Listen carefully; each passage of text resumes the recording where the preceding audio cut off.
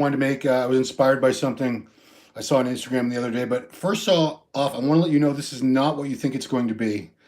I'm 51 years old, so I'm sure many of you are automatically assuming I'm going to say bodybuilding is so much easier today. You young guys have everything way better and easier than we did back in the old days, and you're spoiled brats. Blah, blah, blah, blah. No, no.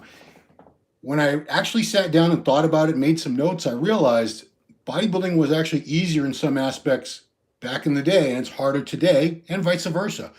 There are a lot of different things that we can talk about. I want to get into it, but first, I was inspired because the idea came to me from a local competitor named Frank Perella, heavyweight, I believe he is.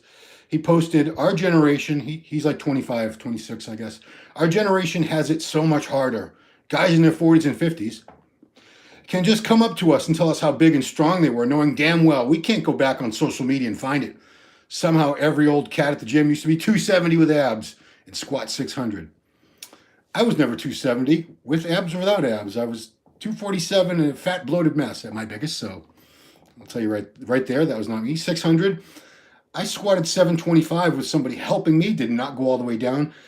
I would venture to say I'd never squatted more than 500 on my own for a full rep. So there you go. You guys, you all beat me. You all kicked my ass. But my legs are much better than yours. So in bodybuilding, that's a win. Powerlifting, you win. But anyway, you guys, first off, you're not the only ones who have to deal with this. When I was a kid in gyms back, 1,000 years ago, the old dudes would all come up to me and say, I used to look just like you. I used to lift that or more than that. And there was no social media. So yeah, there was no social media then, so I couldn't call them out on it. But today, the guys like myself who are in their 40s and 50s, most of us do have Instagram, Facebook, and all that, and we put up all our old pictures, sometimes even old videos. So most of us can back up if we say we used to look like this or we weighed that much. We at least do have photographic support online that you can check.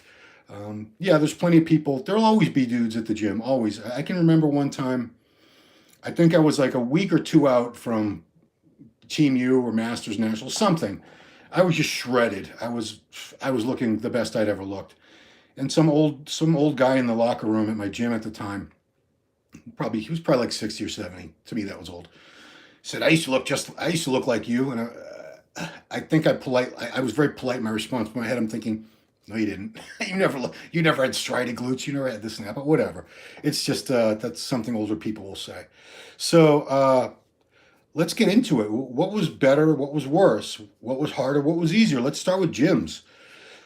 I would say that it was easier to find a really good gym when I was young, when I was starting out in bodybuilding in the late 80s, early 90s. Bodybuilding was actually much bigger. Hard training was much more in vogue, believe it or not. We had 3 huge gym chains. We had Gold's Gym, which there's still plenty of those around, but back then, I think there was like 400 or 500 Gold's gyms in the world. Every major city in the U.S. had a Gold's, if not 2 or 3 or more.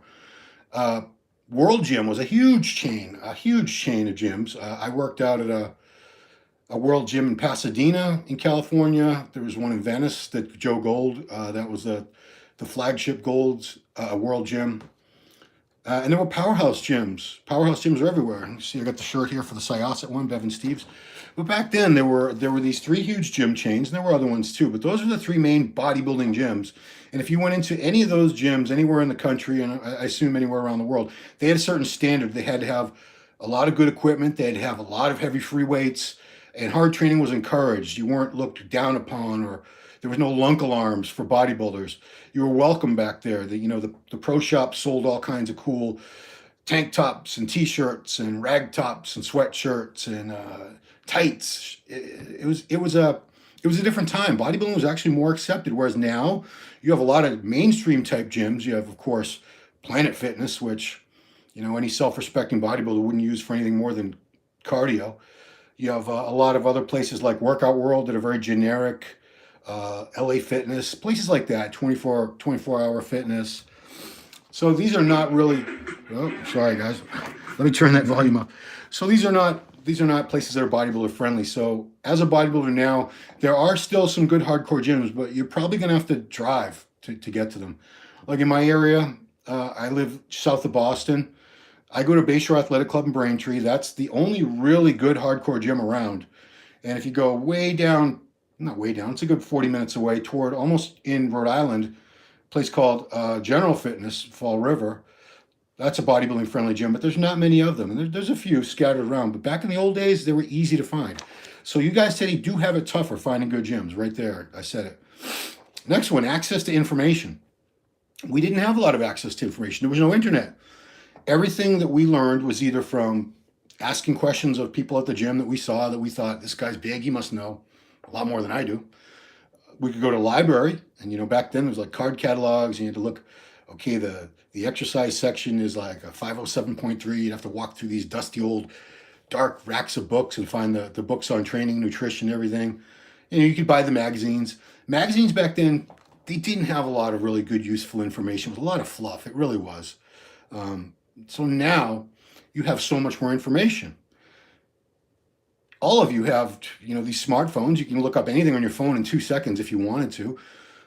Desktops, laptops, tablets, internet, everything's right there for you. You have access to the pros. You can message them. You can find out anything you want to right away. Is that a good thing or a bad thing, though? I actually think in one way it's a bad thing, because if you have too much information, what happens is a lot of people get very filled with doubt and insecurity. Like, this guy said to do 3 sets. This guy said that exercise is the best, but this one said that one is. You get what I call information paralysis, where people have so much information and a lot of it's contradictory and they don't know what to do, so they do nothing. I mean, I know so many people that they're always looking for the perfect training routine, the perfect ratio of macros, the perfect diet, and they won't really commit to anything because they're always worried that right around the corner something better that they're missing out on.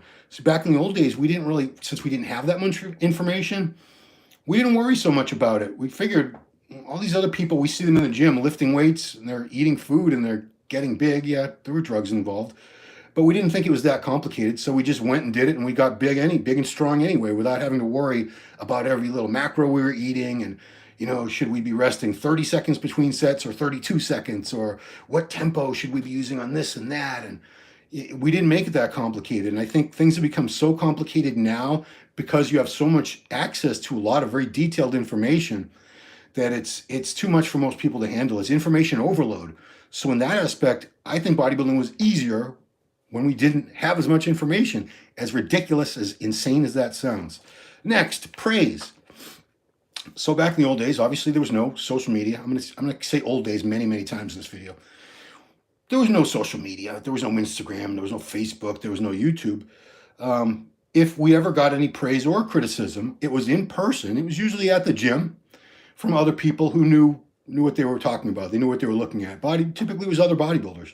So if someone said, yeah, you're coming along, your contest is in 6 weeks, you're behind, you're ahead, they usually knew what they were talking about. Or if they looked at your physique and said, man, you need more quad sweep, or man, your back thickness, it's not very good. You need to really beef that back up, and whatever. We got praise and criticism from people who were qualified. They knew what they were talking about, where now you're getting praise and criticism online from a lot of people who have no idea. I mean, a lot of them don't even lift, bro.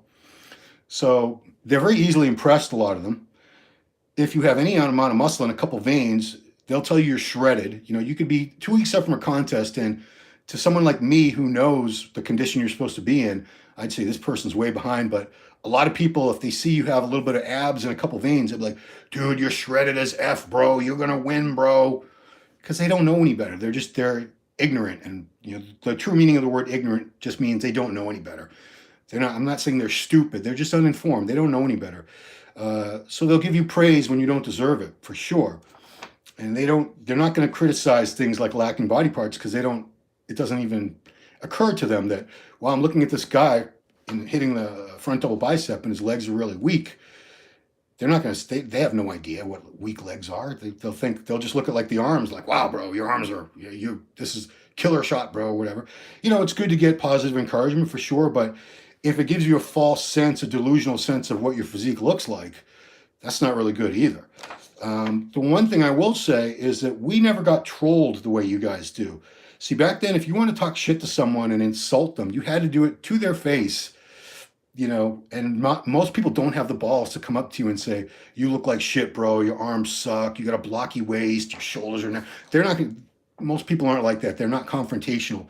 But because you have the anonymity of the internet and social media, keyboard warriors, there's all these people that I've been trolled. You get some really nasty comment and then you click on it and there's no picture in their Instagram. They don't have a picture. It's 0 posts, 0 followers, following like 100 people. And it's a troll account that they create just to talk shit, just to insult people. We never had to deal with that. You guys have to deal with a lot more hate, a lot more haters than we did, because like I said, they would have had to do that to our face, and most people don't have the guts to go up to another person that they don't even know and just talk shit like that. So I feel bad for you guys that you have to deal with trolls. I mean, I deal with it, but I'm 51. I don't give a shit anymore what you think about me. Competitions. Okay, here's where I am going to get on my my high horse as an older dude, and things were way better back then. Competitions were way tougher back in the day. First of all, as you probably know, for many, many years, there were only 2 divisions. It was men's bodybuilding and women's bodybuilding. That's it. And we would still get 100, 200 plus competitors at like regional shows, believe it or not. I mean, I remember seeing teenage classes with 20 kids in the 13 to 17-year-old class and 30 kids in the 18 to 19-year-old class. And they'd be like, 5 bantamweights and 10 lightweights and 20 middleweights and 40 light heavyweights and 30 heavyweights. And this is, the super heavyweight class didn't even come around until toward the end of the 90s. But the shows were big, but they were all bodybuilding. If you didn't have legs, you couldn't just go to Men's Physique and put some board shorts on. If you didn't have legs and you were in bodybuilding, you're screwed. That's it.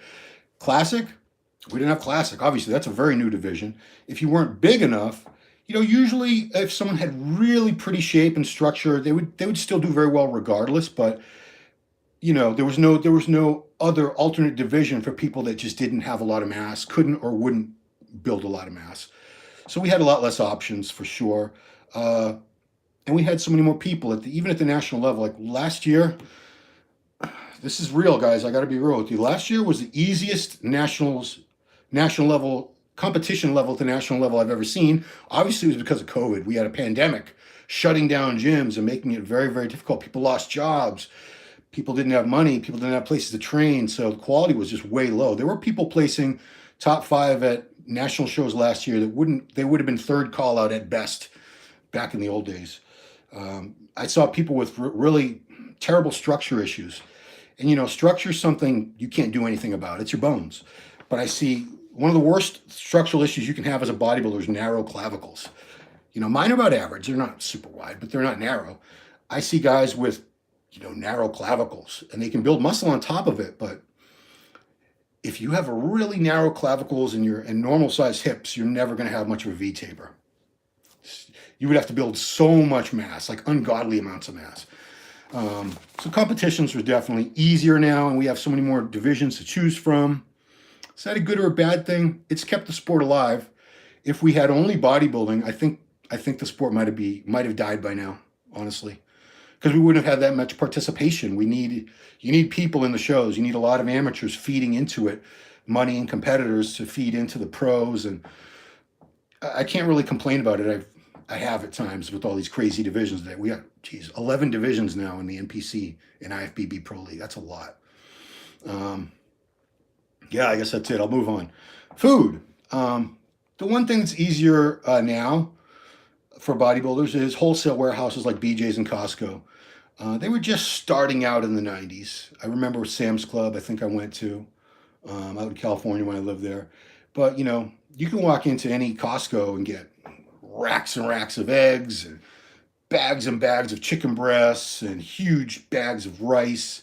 It's just a lot more convenient. It's a minor point. It's a little easier to get your food now than it was. It's still the same thing. Next area, recognition. Here's a good and bad thing about recognition. Back then, you didn't get any recognition or attention unless you competed, because otherwise, how would people know about you? Remember, there's no social media. There's just magazines, and the magazines were really only showing the pros and the very top amateurs. Everyone else, as far as we knew, didn't exist. And I was always in those days thinking, I bet there's so many great physiques out there that we'll never even know about, we'll never see, we'll never hear about, because they just choose for whatever reason not to compete. And I was 100% right on that, because as soon as social media came out, I began seeing, we all began seeing all these great physiques out there of people that didn't compete. Maybe they would compete one day, but a lot of them just had no interest in wanting to get up on stage and do that whole thing. But at the same time, we had to work in silence. We got no praise or recognition until we got to a certain level, usually from competing, because like I said, otherwise, who's going to know about you back then? Nobody. You know, if you had a really good physique, maybe the people at your gym knew, but unless you started competing and made yourself seen to a lot of the other people in the industry, you didn't exist really. So now, you know, everybody has an Instagram account. A lot of you guys have YouTube channels. So it's very easy for even a novice starting out to start getting praise and recognition and people patting them on the back every day.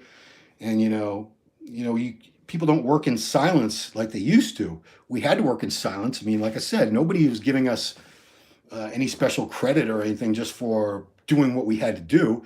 Whereas now, guys and girls post every single set of their workouts. Sometimes you look at the Instagram stories, and it's like 1,000 little dots, and every dot is another set or whatever. You know, they document every little thing they do. Every cardio session, they make an Instagram story. You see their feet, doop, doop, doop, and the calorie readout. And wow, you did cardio. Good for you. I mean, you shouldn't need to be congratulated for doing the things that you choose to do, cardio and lifting weights and this and that. But you know, I know who am I? I'm a cranky old man. Let's get on to gear. So there was less awareness. Of course, steroids were used back then. Steroids have been around, I think, since the late 50s, early 60s in bodybuilding. I believe they go back that far. But there was less awareness when I was starting out in the late 80s. I didn't know anything about them. I didn't want to know anything about them. Honestly, at the time, I was drug free, and I was, dead set on staying drug free for my whole life, which didn't work out that way. But people didn't talk about steroids. There wasn't a lot of information available. Even the magazines totally ignored the subject. I mean, the Weider magazines in particular, I don't think they rarely mention the word steroid. I believe like Mike Mentzer had a column very briefly in Muscle and Fitness or Flex where he wrote about it, but that didn't last long. It's a bad thing that there's so much awareness now because it's become an obsession. It's become a fixation where, like I said, steroids have been around for a very long time, and the people in my era certainly used them, of course. But we weren't obsessed with them. We weren't always looking for the perfect drug, the perfect cycle, because there were only a few drugs around. And like I said, there was we couldn't spend all day on the internet watching videos and reading people's accounts of their cycles to try to figure out the best cycle. We kept it basic. People kept it pretty basic back then. I'm not going to go into the amounts because you'll say, "Oh, those guys, you guys used just as much as we did." Maybe I don't know. I don't know how much people used back then. I didn't talk to people about it because I didn't care.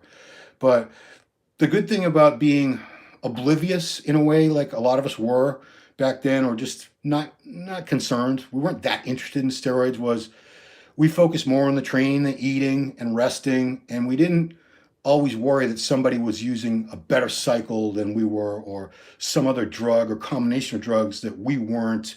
We weren't always wondering if we were missing out on something, if that makes any sense. And that was a good thing because, to have to always be worried that no matter what drugs you're on, that you're still missing out. And, maybe I need that. I just heard about this new drug or that new SARM or this or that. My God, you guys have so many freaking SARMs and peptides and a lot of designer steroids. There's just so much crap now. I mean, honestly, I think that's why a lot of people need coaches. They can't keep all the drugs straight. So they look to a coach to really do that for them. So I honestly think we were better off not knowing that much about drugs and not having that wide of a variety of drugs to be concerned with using, because, geez, look at how much attention. I mean, I get so many people asking me questions and messages, and it used to be all about training and stuff. And I get people and I look at their profiles and they're obviously very, very thin. They're just starting out, but their main questions are about drugs. What drug should I use? I'm like, dude, why don't you put some muscle on? Why don't you try training and eating for a little while, put some muscle on, then maybe you can talk about drugs. Coaching. So we didn't have a lot of coaches back then. I never had a coach personally. I competed for 24 years, made it top 5 at the national level a few times without a coach, second place one time. we didn't have a lot of coaches, and we didn't really worry about it because we didn't think we needed them. It wasn't something we thought we needed. Whereas now, there's so many coaches that people automatically assume you need a coach, and then it becomes a matter of, geez, well, how do I know who's the best coach, and can I afford? Some coaches charge a lot of money, and that's on top of your food and your drugs and your gym membership and your other daily expenses like rent, car payments. It adds up. I think we were better off. Now, it's good to have guidance. It's good to have coaches to help walk you through this thing. But I also think there was something to be said for learning on your own, asking a lot of questions, being self-taught, just because, it took a lot longer. So you could say we wasted a lot of time. And the people now, they're making better use of their time by hiring coaches and fast-tracking their success. You could argue it both ways. So I don't know if it's good or bad, that one. That one I'm going to have to leave on the table because I'm not sure. Last thing I'll talk about before I get to some of these questions that you've been posting, money. So back in the old days, very, very few people made money from bodybuilding. Even in the pumping iron days, which, to me, that'll always be the glory days, 'cause that movie, and it inspired the hell out of me and a lot of other people of my generation. But people didn't last long in the sport back then. They would compete for a few years, most of them, if that, because there was no money in it. Mr. Olympia was paid like $1,000 when he won the Olympia back in the 70s. What's $1,000 going to do for you? So there were no contracts for a while. Eventually, there became a certain amount of people who could make money from prize money and endorsement contracts, but that was just a tiny, tiny fraction of the total amount of bodybuilders. For most bodybuilders, there was no money. Now, you can really make your own fate. You can make your own money with online coaching, huge. Anyone who looks like a bodybuilder remotely, or anyone that's got any kind of decent physique and can either knows a little bit about it or can fake it like they does, they can be an online coach. And, someone less experienced than you could be. I see people who are in their early 20s and they're coaches. They're saying, meal plans available, online coaching, let me help you get your. And, I kind of snicker to myself because I'm like, dude, they've been at this for what, 3, 4, 5 years? They know nothing. They're just starting out themselves. But to someone who literally knows nothing, hasn't even started yet, that person is a paragon of information. They're an expert, and they will pay this person a few hundred bucks a month for their meal plans, program workouts for them, whatever. So I do think, though, it's a good thing. And at least there are a lot of people that are qualified, and they're getting paid to share their information now. And they don't necessarily have to be in a gym, hands-on, training people for hours and hours a day. You can do online coaching around your own schedule. Write up programs, send them out, answer texts and emails and things like that. So I think that's actually a better thing. There's a lot more money in the sport for bodybuilders today. You can start your own YouTube channel and podcasts and get sponsors. So there's way more opportunity. And that's a good thing, because this thing we do called bodybuilding, it's hard no matter when you did it, whether it was 1980 or 2020. It's not easy. We put ourselves through quite a bit of pain, deprivation, eating the way we eating every 2 hours, every damn day, cooking all that food, cleaning up after all that cooking. I mean, it's a lot of work. So, I don't think bodybuilding has ever been easy for anyone. I don't think it's easy for guys today. It wasn't easy for us. It's always a challenging thing. I think that's what makes it so rewarding, because to look like a bodybuilder, to have a bodybuilder physique that people, if you walk down the beach, people go, oh, bodybuilder. To have that immediate recognition, it takes a certain amount of work and time to get that. And it doesn't come, even with drugs, you're not going to look like that in like a month or 6 months. Not even a year. It's going to take you at least a couple years. So let me see if I can get to some of your questions, guys. Press escape to exit full screen. Okay. I see I've been clicking all over the place. All right, so let's get to your questions. Please excuse my hairy chin. Question number 1. It's in Arabic. I'm sorry, guys. I read English and I can kind of read Spanish, not that well at all. That's all right. Grove Street Partner, it's harder today because steroids are weaker now. Labs are not what they used to be. Yeah, but most people just overcompensate. So if they think steroids are weaker now and they get a bottle of test cypionate, says 300 mg per mil, in their mind, they're like, is that really 300? It's probably like 100, 150. So I'll just take twice as much as, if I want 500 grams, I'll just take 1,000 milligrams. I'll just take 1,000 milligrams to make up for it. That's what most people do. Most of the stuff back in the old days was underground. I mean, people stopped getting prescriptions for like legit anabolic steroids in the 70s. I'm sorry, probably into the 80s, like mid 80s. Once that scandal in 1988, the Seoul Olympics with Ben Johnson broke out, that was it. Doctors couldn't. Then they had the anabolic steroid act, made it all illegal, so it became much, much more difficult. Steroids have been underground for a very long time. It's not a recent thing. Hit the like button, thank you. Nathan Lamarou, Ron, how do your drug choices and doses vary from when you were competing? Do I still use any Tren Ace? I would never do a cycle like what I used to do when I was competing, like I was in prep. It makes no sense for me now. I mean, when I was in prep, I would be on 4 different anabolics and Clen, and yeah, that'd probably be it. But that's still, there's no reason to do that. I mean, I'm on, I get this every damn time I do one of these. They want to know exactly what drugs I'm on. So I'm on test right now, 400 to 500 milligrams a week. Deca, about 300 to 400 milligrams. And I take 1 Proviron a day, 25 milligram.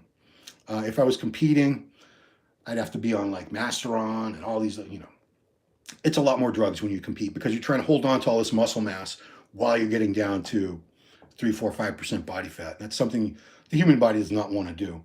Tren Ace, yeah, I would use Tren Ace now. I wouldn't use it for more than 4 weeks at a time. Tren is very, very powerful steroid, but it's also very toxic. I've been very, very fortunate with my health, my heart, and I do stay on top of that with blood work, and I get heart scans. I have a cardiologist I've been seeing now for almost 3 years. So I do stay on top of all that, but I'm not going to take chances either. So I wouldn't be blasting a ton of Tren for a very long time, no. Legend Guignard, it's easier. We have way more resources our generation they had back then. All the knowledge is here. Yeah, like I said, that's a good and a bad thing, though, because you have too much knowledge, and a lot of it contradicts other knowledge. So how do you know this is right and that's wrong, or this is better than that? There's just too much knowledge for you guys. It's like when you go to a store and there's like 20 cool shirts you want to buy, but you only have money for 2 of them. Some people would be there all day like, oh, maybe I should get that one. Maybe I should get that one. Maybe I should, oh, no. And you'd be standing in front of these 20 shirts for an hour because you can't make up your mind. That's kind of what it's like. There's so much information now that it's too much. I do agree, though, it's better to have information than to not have information. I'm going to leave it at that.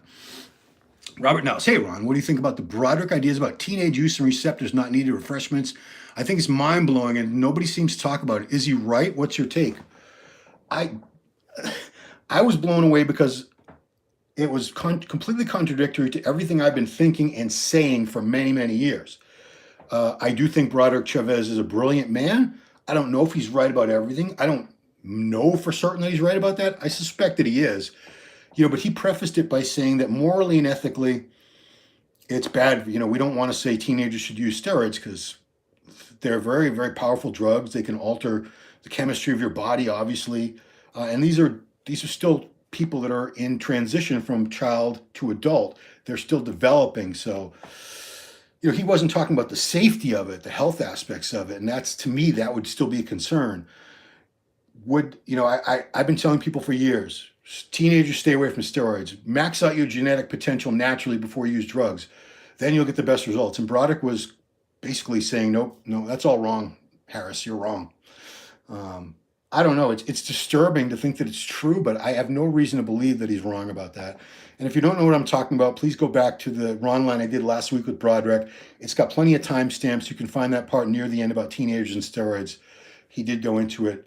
We had a good discussion on that. Next one. Buenas, which means good. Okay, buenas. Mansal Macumbo Salve. Yeah. Puedo traducir? No, I can't. It says he wants to know if I can translate it in Spanish. No, we don't have that ability. I'm sorry. Someone from Brazil. That's great. Great. Some of the best genetics in the world. Greens from Bulgaria, the former Eastern Bloc. THC, I like. Thank you. I added Nolvadex.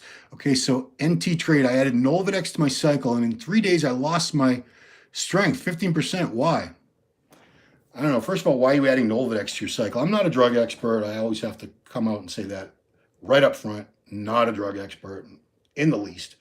But I don't know why that's the case, but if you're taking Nolvadex and it had that terrible effect on you, stop taking Nolvadex. There's my answer. Yeah, that's a question for someone like Dr. T. So I would, we do these videos that come out every Tuesday called Ask Dr. Testosterone.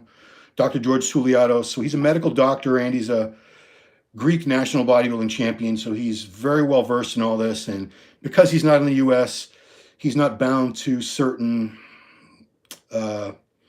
things that would impair him or prevent him from speaking freely about drug use. So please go back to that video, leave the question in the comments, and he'll get to it on the next one.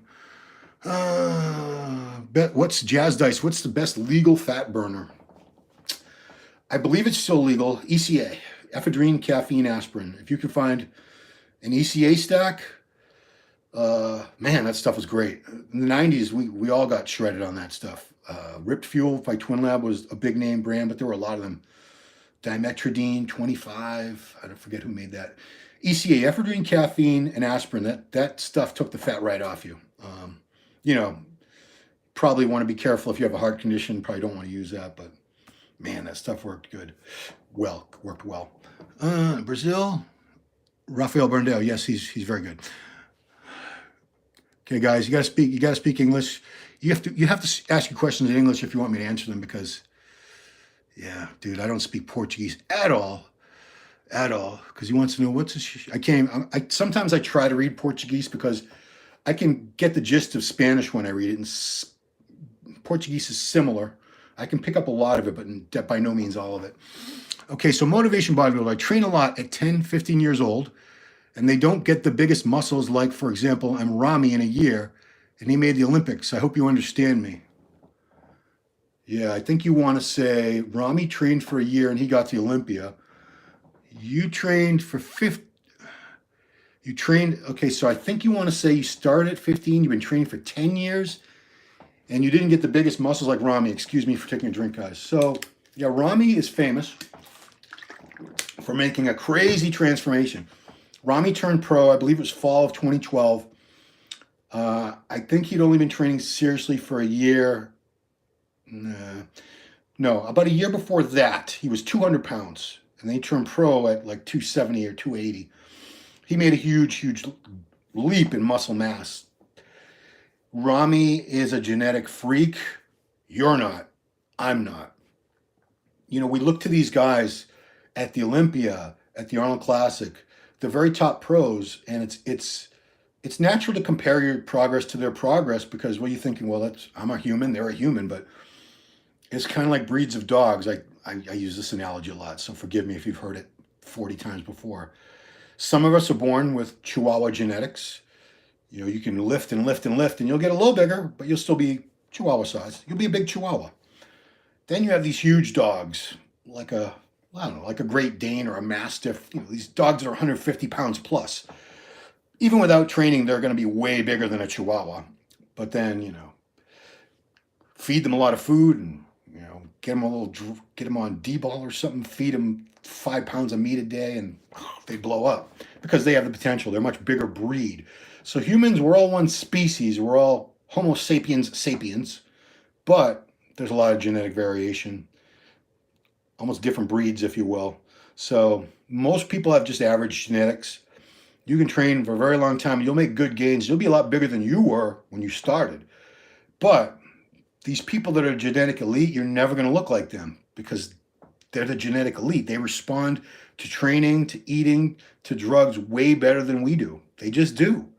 Why? You know, it's a weird sport we're in, because nobody watches. I don't think people watch pro football or pro baseball or pro basketball and think, if I trained as hard, I bet I could play like that guy.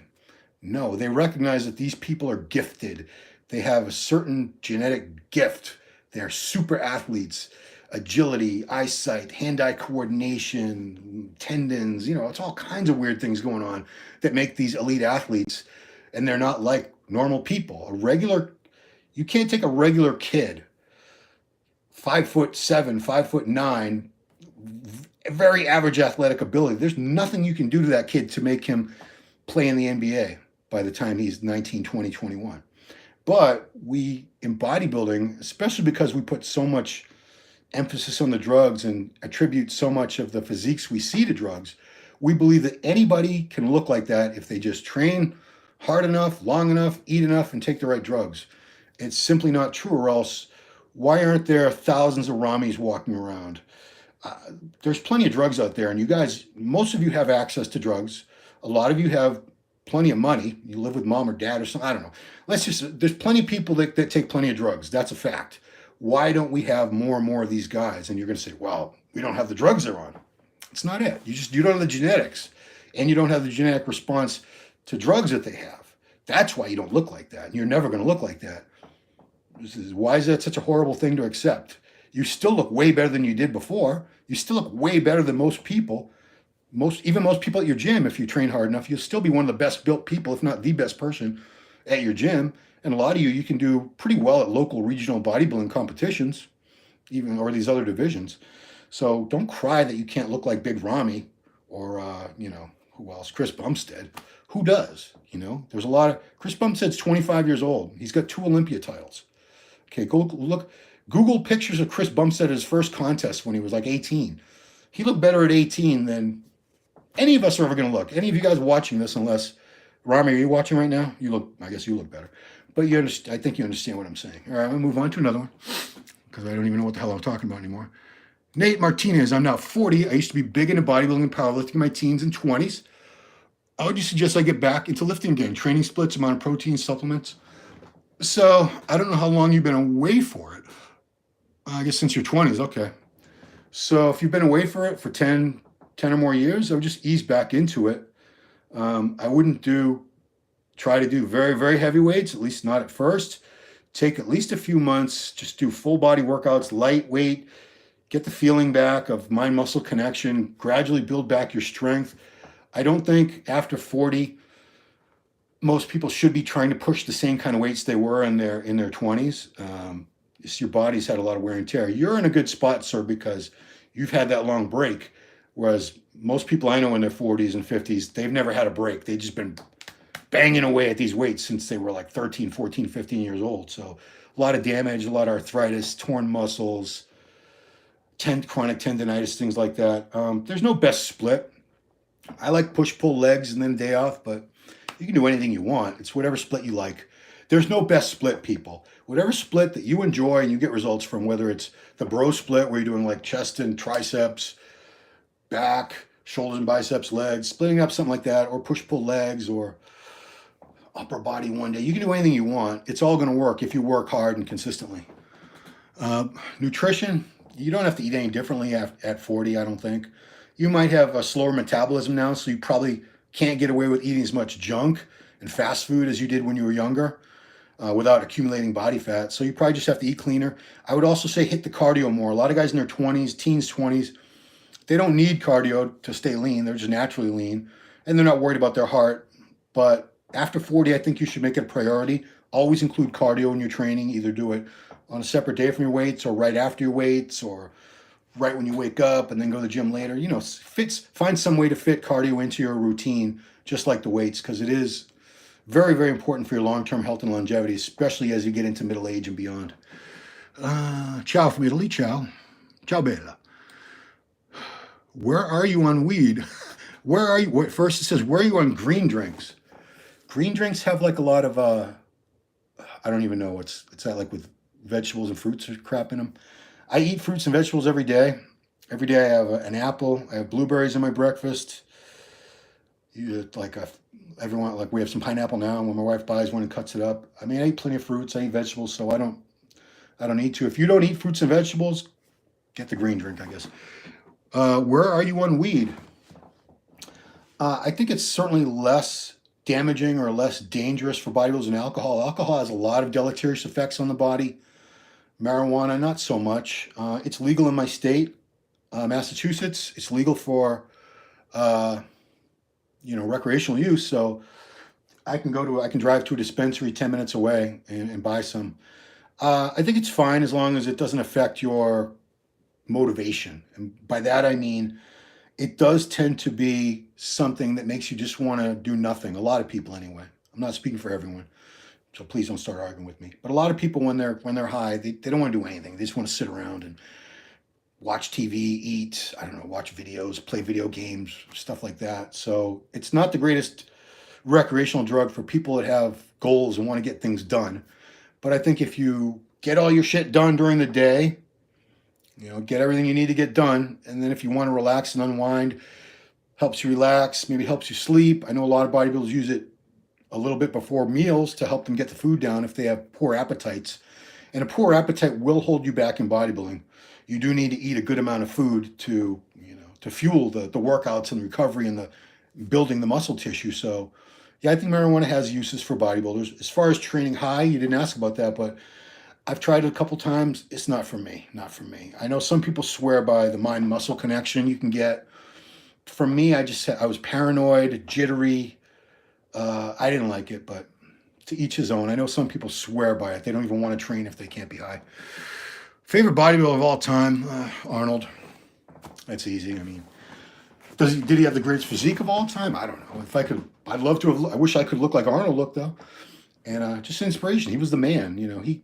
He paved the way for all of us really. As far as he was like the first superstar bodybuilder that everybody wanted to see him, to know him, to read about him.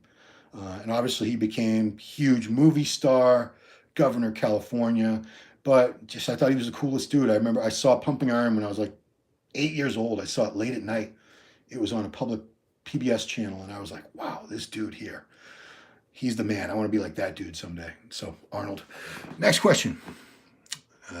Also in, looks like Portuguese. Guys. Ming Chu, line 1. Iron Company. Is this JP from my old days at American Sports Network in California in the 90s? It must be. JP. What the hell? What's your last name, JP? I can't remember. Anyway, Ron, is it true Ming taught you everything you know about bodybuilding? You're doing great, buddy. Yeah, JP.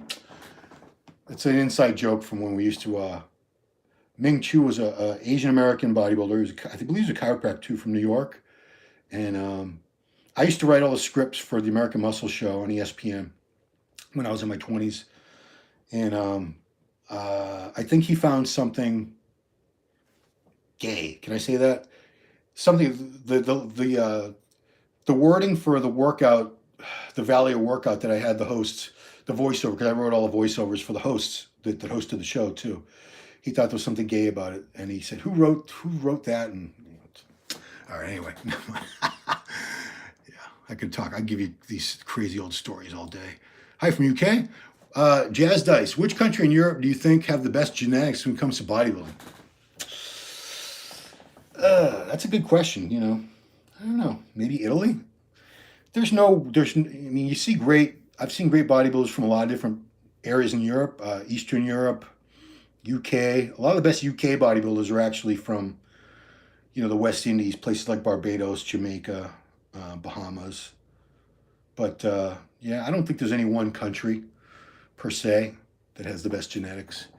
There's so much intermixing. You're trying to say that like people from France are completely genetically unique from people in Spain or Italy or Switzerland. No, that's not the case.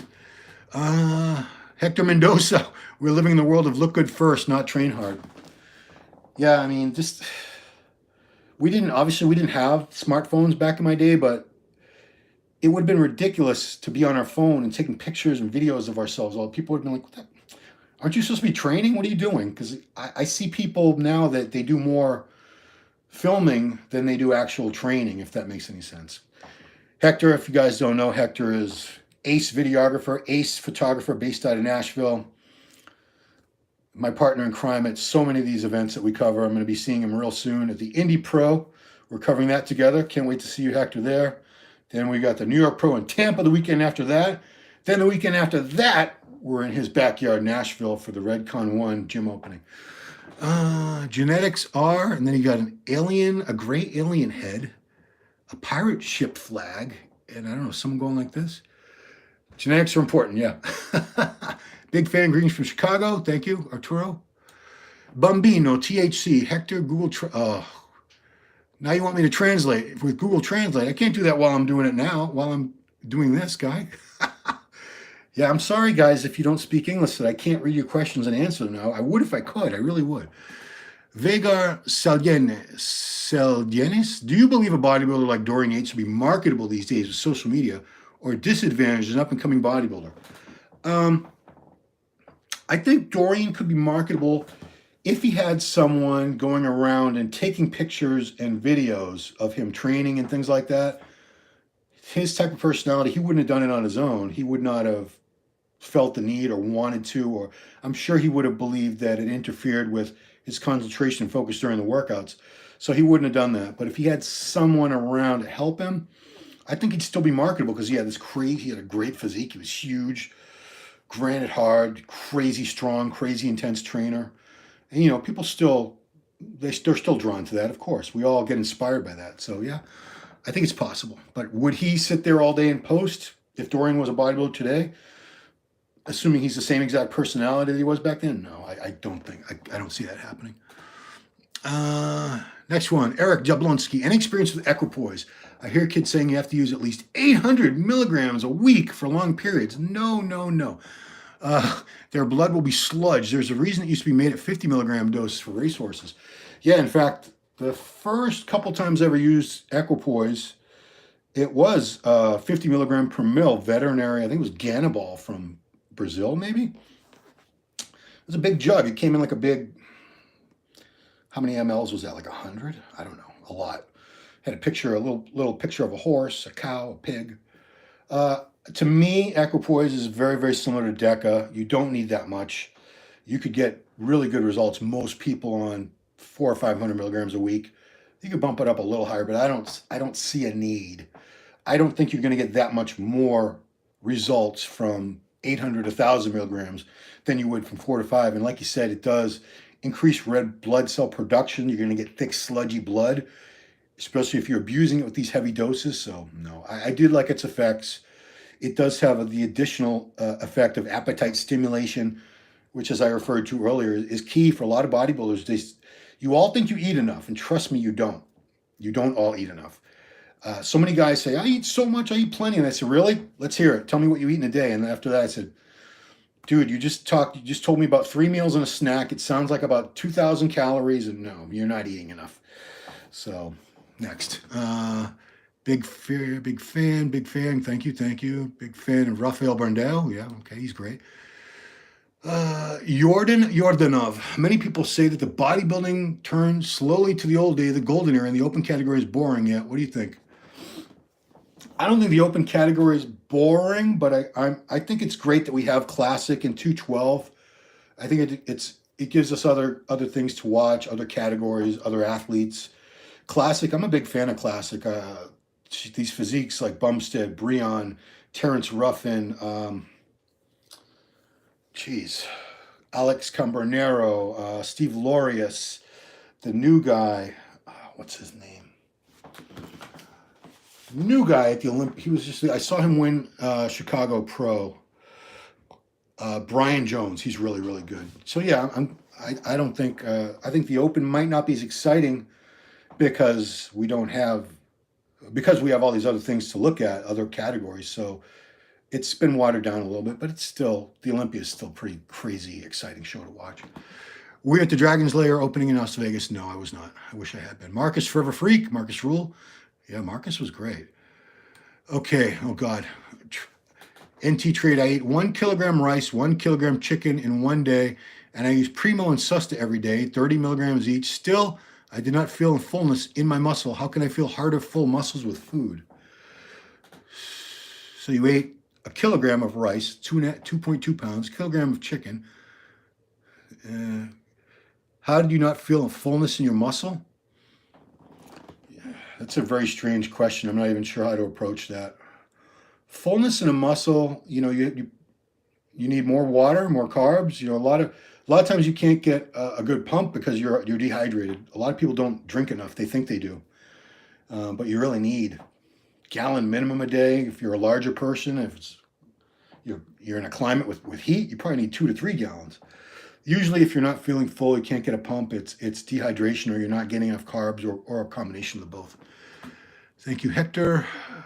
Aquí, tu apulando. Yeah, sometimes I can't figure out if it's Spanish or Portuguese. How food much is enough? There's no formula. It's not that simple. Like you want to say 1.5 calories per pound. No, it's not. It doesn't translate that easily. I wish it did. Everyone's got a different metabolism, activity level, amount of muscle mass. If you're not gaining weight, you're not eating enough. That's simple as that. You have to eat more. Whatever amount you're eating is not enough for you. So if I say, well, you're 5'8", 200 pounds, you need X amount of calories per day. And then you eat that and you're not gaining, well, it's not enough for you. You need to add a couple hundred more calories per day and see what happens then. If that doesn't work, you keep adding and adding until you're starting to gain. And you might get to a point where you're gaining fat and then you have to scale it back. It's not that difficult, guys. How do you know if GH is legit before taking it? You'd probably have to have some kind of lab, which I don't have, so. Yeah, that's why a lot of people buy crap fake GH. 20 per pounds? No, it's a C. We're going back to the same question. HIIT cardio or LISS cardio to lose the most body fat? I don't think there's actually a difference in the long term. I've seen people do both and they all get in shape, whether they're doing longer, less intense sessions of cardio or shorter, more intense sessions. You know, you'll say, well, this one burns more after the fact, this more. If you're doing consistent cardio, I don't think it even matters. Either do more of it at a slower pace or less of it at a faster pace. Just get it done. Like I said, I've known so many people who've done it both ways and they all got in shape. So I don't think one is drastically superior to the other as proponents of one or the other would want you to believe it is. More Portuguese. No. Really appreciate you, the Brazilian Latin community, for the support. Oh, that's Hector. Hector writes in Portuguese now. Look at you, Hector. Jeez. I know you speak Spanglish. No, Hector actually speaks fluent Spanish. He's a giant Mexican man from New Mexico, right? Or is it Arizona? I don't know. I used to think it was Texas. Random question. Is there a bodybuilding coach directory online? No, not at all. Nothing like that. I mean, who would run it? You know, it would be corrupt so fast because people who are terrible coaches would bribe them to be on it or something. I don't know. No, there's nothing like that. Okay, Spanish, Portuguese. Thanks for the Anabolic Doc episode the other day. Glad you watched it. Samson 12333122 says, I would say it's harder for a bodybuilder today. More demands, podcasts, PEDs, expense, sponsors' expectations, fan negative critiques, social media frustrations, worse in the past. Yeah, I'd say it's a lot more complicated. Social media and all that has made things a lot more complicated, and you have to be accessible and checking them 24 hours a day. So, you know, bodybuilders back in the old days didn't have to worry about that. Certainly, they weren't responding to messages every waking minute or anything like that. So it was less stressful in that aspect. Definitely.